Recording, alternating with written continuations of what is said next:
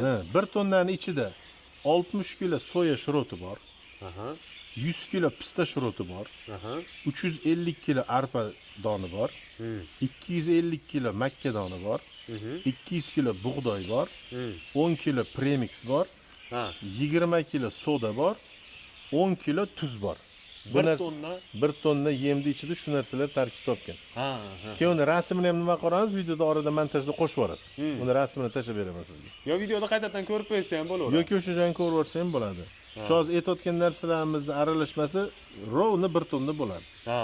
Endi qarang, boya aytdim-ku sizga. Mana shu hozir aytayotgan narsamizni bu yerda soyasi 60 kilo dedim-ku. Boyagi qo'zidagi starterni dedim-ku. Qo'ziga starterni edi, soya shiroti 120 kilo bo'ladi. Makkasini 250 kiloni o'rniga 300 kilo qilamiz.